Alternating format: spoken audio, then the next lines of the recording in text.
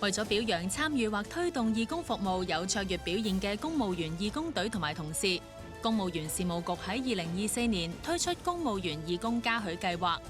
喺2025年嘅嘉許計劃中，有6個部門獲頒卓越義工團隊獎，7隊義工隊獲頒優良義工服務獎，另外有435位公務員獲頒個人獎項。獲獎團隊所提供嘅義工服務各具特色。義工隊除咗善用隊員專業所長去策劃義工服務之外，亦都主動連結社區唔同嘅界別同埋地區關愛隊，同地區嘅伙伴攜手為社區提供更加貼心、更加貼地嘅義工服務。公務員義工嘉許計劃設有卓越義工團隊獎同優良義工服務獎。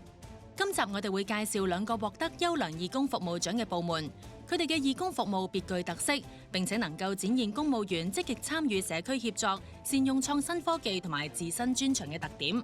首先介紹嘅係機電工程署康樂會義工隊，佢哋榮獲優良義工服務獎。我係 Anthony， 我係機電工程署總屋宇裝備工程師。其實機電工程署嘅義工隊咧，早喺上世紀80年代已經成立㗎啦。利用我哋機電嘅專業嘅知識去服務社會。喺2024年，我哋機電署嘅同事認識到黃大仙東頭村嘅關愛隊，所以我哋攜手合作，利用我哋機電嘅專業嘅知識去服務呢一區嘅長者嘅。咁我哋今日咧分為3個小隊，就去探訪6戶嘅長者嘅。咁我哋咧會幫佢換一啲慳電啲嘅 LED 燈膽啦，同埋用我哋嗰啲宣傳單張咧，就宣傳電力安全、氣體爐具安全，同埋一啲慳電嘅小貼士。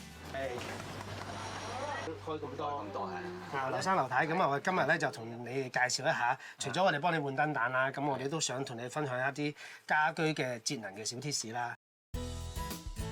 我見你啲插蘇咧好多電器產品插咗喺度咧，唔用嗰啲電器就熄咗佢啦，安全啲啦。每當我哋團隊令到昏暗嘅地方再次被照亮嘅時候，我哋心中都有一份無形嘅自豪感嘅。今次嘅獲獎對於我哋嘅團隊都係一個好好嘅鼓勵。另一隊介紹嘅係獲得優良義工服務獎嘅懲教署愛群義工團。我叫徐文龍，1997年加入懲教署，現時駐守懲教署警衛犬隊。懲教署愛群義工團警衛犬隊分隊咧，周不時會參與唔同嘅義工活動嘅。我哋每個月定期會同香港拯救貓狗協會舉辦一啲義工活動，運用警衛犬隊同事嘅專業，分享訓練同照顧犬隻嘅知識。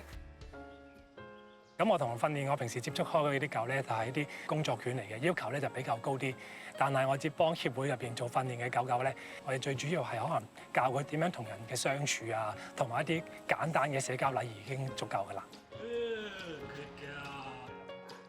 我哋定期同協會合作，安排青少年團體參與義工活動同教育講座，培養青少年嘅責任感啦、自信心同埋學識尊重生命，希望幫助佢哋個人成長。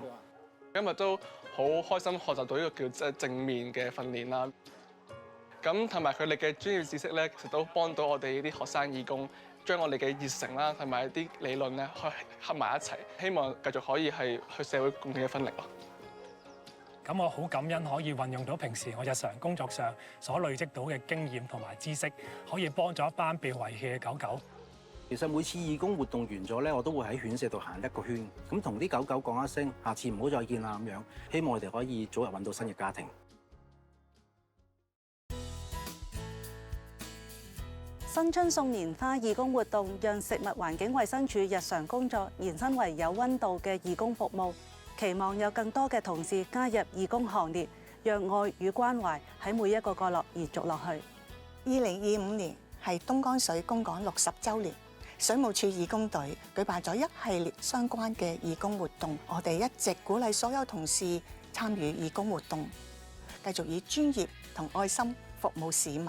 作為教育工作者，我哋期望以身作則，為同事同埋學生樹立服務社會嘅榜樣。未來我哋會策劃更多有意義嘅義工活動，以愛心回饋社會。公務員積極參與義務工作，為大眾樹立良好嘅榜樣，影響市民及其他公務員，共同營造關懷互助嘅社會氣氛。